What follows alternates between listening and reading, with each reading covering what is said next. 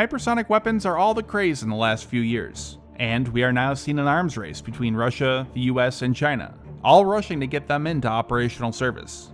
The US had the early lead, and were testing hypersonic vehicles back in the early 2000s. However, they didn't see a major need for them at the time, so funding was minimal. Russia and China then jumped on board in the 2010s, and quickly surpassed the US, and reportedly even now have some in operational service. And now, the US is the one playing catch-up. Funding in the US has skyrocketed by over 700% in the last few years, up to $3.8 billion budgeted for 2022. But are they even worth it?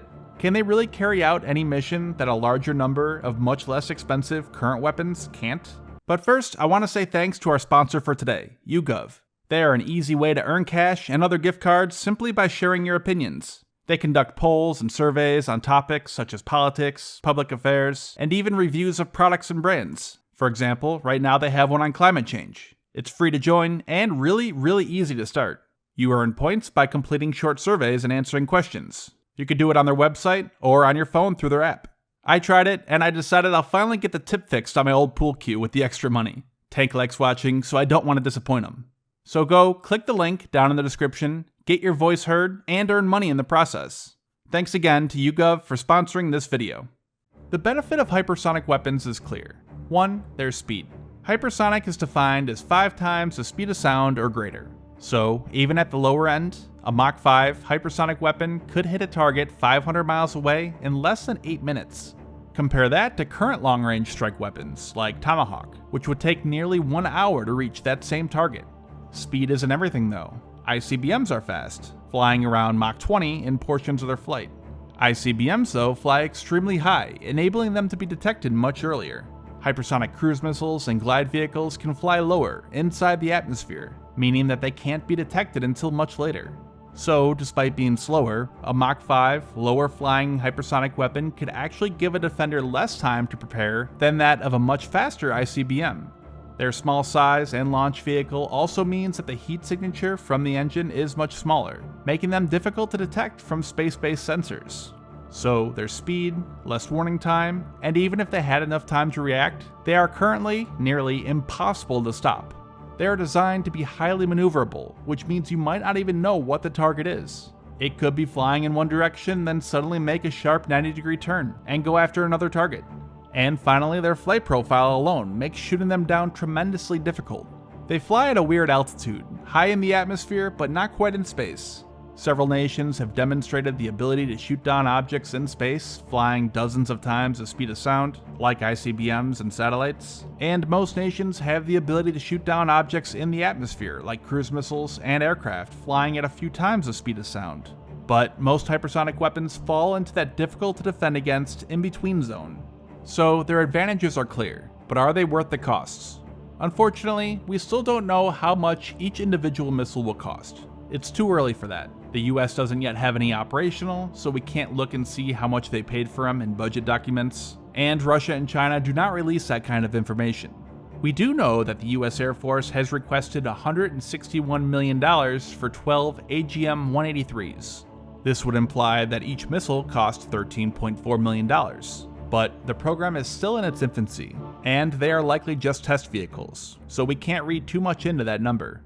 But it is a number nonetheless, and the only one we have, so let's use it.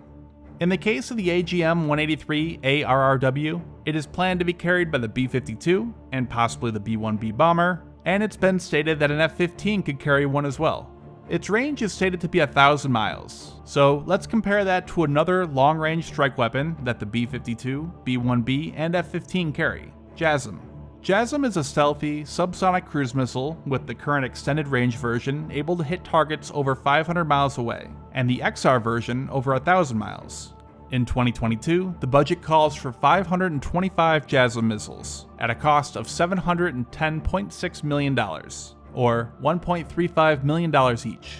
So, in our example, you could buy 10 JASSMs for the price of one ARRW. So the question becomes, can the ARRW give you 10 times the value of a JASSM? Well, that would really depend on what your target is. With critical, time-sensitive targets that need to be hit quickly, like an enemy road mobile missile that needs to be destroyed before it could launch, A subsonic cruise missile like JASSM might not be able to make it there in time, so a hypersonic weapon would be extremely valuable in cases like this. A target that is heavily defended by modern air defenses is another issue though. While a hypersonic weapon might be able to penetrate its defenses, if you fired 10 stealthy, terrain-hugging cruise missiles, it's likely at least one would get by and hit the target as well. Against other, either not time-sensitive or not highly defended targets, there is no need for a hypersonic weapon. Also, what needs to be factored in right now are the development costs. The base price for the missile is one thing, but it costs billions and billions of dollars to develop and test the new technology in the first place.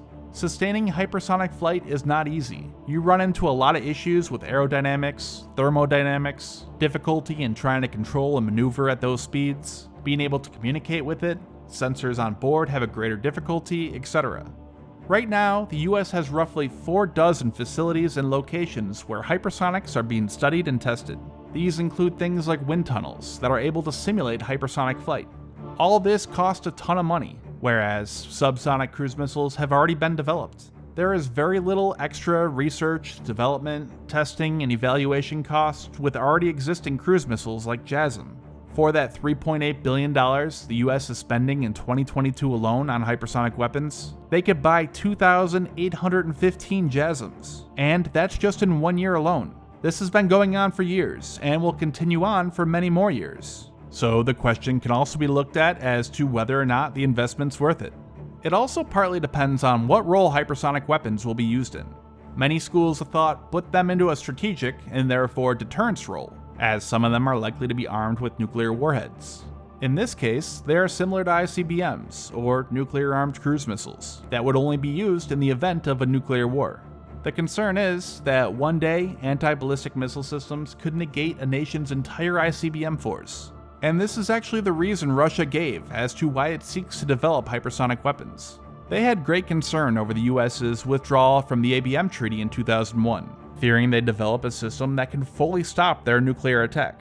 But this never happened, and the US's ABM system that was developed, GMD, was deployed in small numbers, only enough to defend against a significantly smaller strike from someone like North Korea, for example.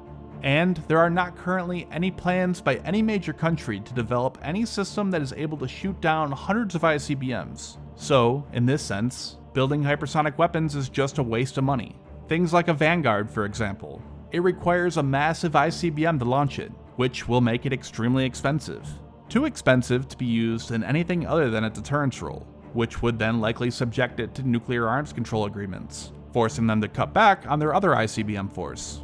If instead the plan is to incorporate them conventionally, which is what the US is doing, they could be more valuable. Again, hitting time-sensitive targets, like a terrorist group about to carry out an attack, or in the event of another war against a non-nuclear nation, like we saw in Libya, Iraq, etc., it could be useful. If reconnaissance showed an enemy on the move, a subsonic cruise missile taking an hour or two to reach the location might be too late and miss the opportunity. So, there's a lot to consider.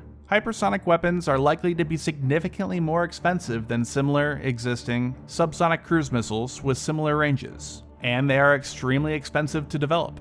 As far as a deterrence role, they don't seem necessary. ICBMs work just fine. There is no system today, nor does there appear to be one in the near future that would threaten their effectiveness. They do have some value in a conventional role, and can carry out some missions better than a subsonic cruise missile, but again at a significantly higher cost. So it's up to the governments and taxpayers whether or not they think that cost is worth it.